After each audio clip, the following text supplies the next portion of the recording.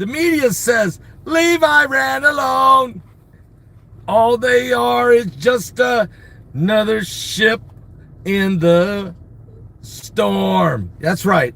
The Iranian warships, the 2 Iranian warships that are headed to Venezuela, the American media says, hey, leave those Iranians alone. We can't say anything about it, according to the media, because the mainstream fake news media says that we must leave them alone because they're going with innocent intentions.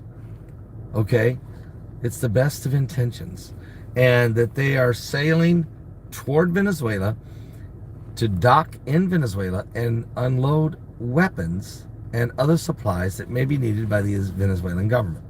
Now, according to their reports, the Biden administration does not have a legal authority to do anything about the arrival of the Venezuelans to the Americans. Matter of fact, the media says even that Iran has a legal right to sail into American waters if they choose. Now, if they sail into American waters, Biden administration then would have the option to say, hey, guys, we really don't want you in our waters, and tell them to go back into the international waters. But still, this is a very strange, I'm starting to wonder, why is the U.S. media now deciding all of a sudden that it's okay for the Iranians to come to our hemisphere, even if they're carrying weapons to Venezuela? I mean, we have sanctions against Iran right now. Sanctions that say you cannot supply Venezuela with weapons. You cannot do it. We're sanctioning them. Yet we don't have a legal right to stop them if they show up. Where is this coming from? And so we're starting to see the process, guys. They just got a brand new president in Iran. He takes position on August the 3rd. He's replacing Hassan Rouhani. He's been appointed, and he won the lowest turnout election in history and chosen. He was handpicked by the Ayatollah Ali Khamenei. Thus, he barely won the election. And his name is, of course, Ibrahim Raisi. Ibrahim Raisi. He is the butcher of Iran.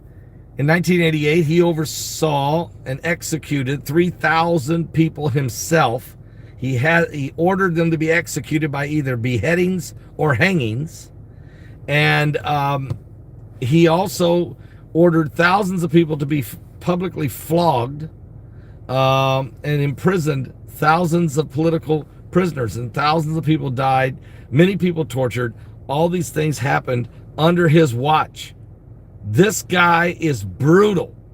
And how in the world this radical maniac, he's a maniac, I know. How does this guy become president of a nation?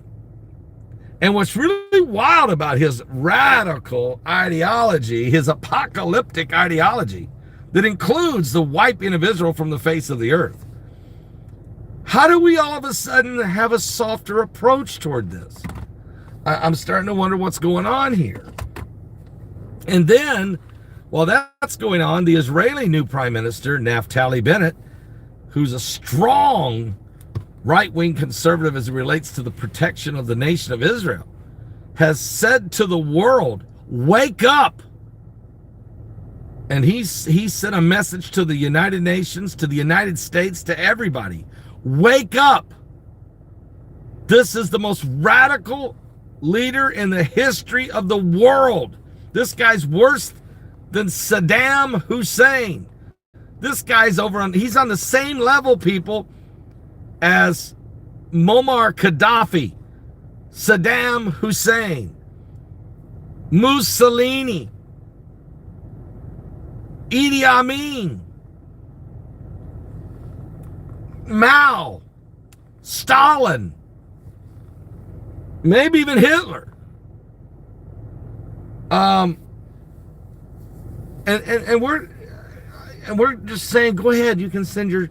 All of a sudden, with the radical, and so with this guy radically in charge of Iran, And I know he's not officially in the presidential palace, but he will be.